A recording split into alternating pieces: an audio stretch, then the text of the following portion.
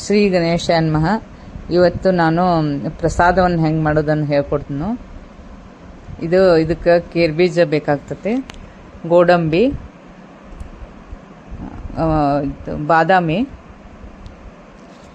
ಇದು ಆಪ್ಷನ್ ರೀ. ಇದು ಜಾಜಿಕಾಯಿ ಅಂತ ಹೇಳಿ ಸಿಗ್ತೈತೆ, ಅದು ನೀವು ಬೇಕಾದ್ರೆ ಹಾಕೋಬೋದು. ಅದಕ್ಕೆ ಗೋಧಿ ಹಿಟ್ಟು 1 ಕಪ್ ತೊಗೊಂಡೈತಿ, ಬೆಲ್ಲ ತೊಗೊಂಡೈತಿ, 1 ಕಪ್ ಇದು ತೊಗೊಂಡೈತಿ ತುಪ್ಪವನ್ನು ಹಾಕಿ ಅದನ್ನು ಈಗ ಒಂದು ಬಾಣಲೆಯಲ್ಲಿ ತುಪ್ಪ ಹಾಕ್ಬೇಕ್ರಿ. ಈಗ ತುಪ್ಪ ಕರಗಿದ ನಂತರ ಎಲ್ಲ ಡ್ರೈ ಫ್ರೂಟ್ಸ್ ಹಾಕ್ಬೇಕಾಗತ್ತೆ. ಈಗ ತುಪ್ಪ ಹಾಕೈತೆ ನೋಡಿ, ಅದು ಸ್ವಲ್ಪ ಕರಗಬೇಕ್ರಿ ತುಪ್ಪ. ಈ ಥರ ತುಪ್ಪ ಹಾಕಿಂದ ಇದು ಗೋಡಂಬಿ ಹಾಕಿ ಇದು ಮಾಡ್ಬೇಕಾಗತ್ತೆ ರೀ. ಪಿಸ್ತಾ ಹಾಕಾಗತ್ತೆ. ಈಗ ಗೋಡಂಬಿ, ಪಿಸ್ತಾ ಮತ್ತು ಎಲ್ಲ ಡ್ರೈ ಫ್ರೂಟ್ಸನ್ನು ಹಾಕ್ಬೇಕಾಗತ್ತೆ ಇದಕ್ಕೆ. ಈಗ ನೋಡ್ರಿ ಒಂದೊಂದಾಗಿ ಹಾಕ್ಕೋಬೇಕಾಗತ್ತೆ. ಈಗ ಬಾದಾಮಿ ಹಾಕೋತಾನೆ. ಬಾದಾಮಿ, ಪಿಸ್ತಾ, ಗೋಡಂಬಿ ಇವೆಲ್ಲ ಹಾಕಿ ಈಗ ಕೇರ್ ಬೀಜವನ್ನು ಹಾಕೊಳ್ಳಾಗ್ತದೆ. ಈ ತುಪ್ಪ ಕಾಯ್ದ ನಂತರ ಹಾಕೊಳ್ಳೋದ್ರಿಂದ ಇದರೊಳಗೆ ಸ್ವಲ್ಪ ಇವನ್ನೆಲ್ಲ ಸಣ್ಣಗೆ ಉರಿ ಇಡ್ಬೇಕ್ರಿ. ಇಟ್ಟಿದ್ದೆಲ್ಲ ಡ್ರೈ ಫ್ರೂಟ್ಸನ್ನು ಆ ತುಪ್ಪದಲ್ಲೇ ಕರಿಬೇಕು. ಈ ಥರ ತುಪ್ಪದಲ್ಲೇ ಕಂದು ಬಣ್ಣಕ್ಕೆ ಬರುವಂಗೆ ಹಿಂಗೆ ಕರ್ಕೋಬೇಕು. ಪ್ರಸಾದ ಭಾರಿ ಮಸ್ತಾಗಿರ್ತತಿ.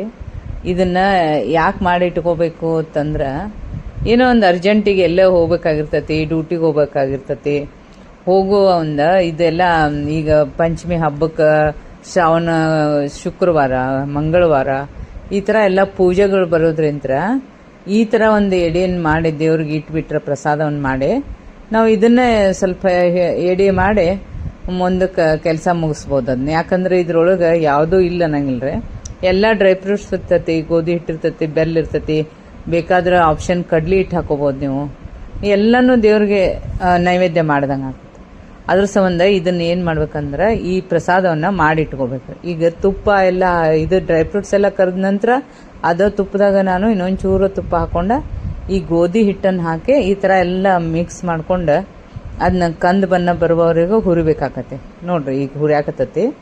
ಇದನ್ನೆಲ್ಲ ಚೆಂದಾಗಿ ಮಿಕ್ಸ್ ಮಾಡಿ ತುಪ್ಪದಾಗನ ಗೋಧಿ ಹಿಟ್ಟು ಭಾರಿ ಸಿಂಪಲ್ ಆಗಿರುವಂಥ ಒಂದು ಇದು ದೇವ್ರ ಪ್ರಸಾದ ಮಾಡಿ ಇಟ್ಬಿಟ್ರಂದ್ರೆ ಬೇಕಾದಂಗೆ ಇಡೀ ಶ್ರಾವಣ 1 ತಿಂಗಳು ಬರೋ ತನಕನೂ ನೀವು ಮಂಗಳವಾರ, ಶುಕ್ರವಾರ ಈ ಪ್ರಸಾದವನ್ನು ಮಾತ್ರ ಎಡೆ ಮಾಡಿ ಹೋಗ್ಬೋದು. ನೀವು ಎಲ್ಲೋ ಮಕ್ಕಳಿಗೆ ಒಂದಿಷ್ಟು ಸ್ಕೂಲಿಗೆ ಕಳಿಸೋದಿರ್ತೈತಿ, ಆ ಟೈಮ್ನಾಗ ಏನೂ ಎಡೆ ಮಾಡೋಕೆ ಆಗ್ತಿರೋದಿಲ್ಲ.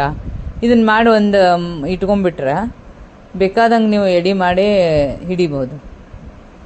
ಇದು ನೋಡ್ರಿ, ಇದು ಕೆಂಪಾಗೈತಿ. ಈ ಥರ ತುಪ್ಪದಾಗ ಇದು ಹಿಟ್ಟೆಲ್ಲ ಇದಾಗಿರ್ತೈತೆ ರೀ, ಬೇಸನ್ ಹಿಟ್ಟಿನಂಗೆ. ಗೋಧಿ ಹಿಟ್ಟಿದ್ದು ಭಾರಿ ಸಿಂಪಲ್ ಆಗಿರುವಂಥ ಒಂದು ಪ್ರಸಾದ ಇದು. ಶಿವನಿಗೂ ಭಾಳ ಇಷ್ಟ ಆತ್ರಿ ಇದು ಗೋಧಿ ಹಿಟ್ಟಿನ ಪ್ರಸಾದ ಅಂತೇಳಿ. ಇದಕ್ಕೆ 16 ಸೋಮವಾರ ಅಂತ ಮಾಡೋ ಮುಂದಾಗ ಮಾಡ್ತಿರ್ತಾರೆ. ಇದು ಅದೇ ಥರನೇ ಇದು ಗೋಧಿ ಹಿಟ್ಟು ಈಗ ತಣ್ಣಗಾಗೈತೆ ರೀ. ತಣ್ಣಗಾಗಿಂದ ಹಾಕ್ಬೇಕು. ಇದು ಎಲ್ಲ ಹುರಿದು ಬಿಟ್ಟಾದ್ಮೇಲೆ ತಣ್ಣಗಾಗಿಂದ ಕೈ ಹಿಡಿದು ನೋಡಿ, ಬೆಚ್ಚಗಿದ್ದಾಗ ಹಾಕಬಾರ್ದು ರೀ, ಬೆಲ್ಲ ಕರಗ್ತೈತಿ. ಇದು ಎಲ್ಲ ತಣ್ಣಗಾಗಿಂದ ಈ ಥರ ಎಲ್ಲ ಮಿಕ್ಸ್ ಮಾಡೋದು ಗೋಧಿ ಹಿಟ್ಟಿಗೆ ಬೆಲ್ಲ.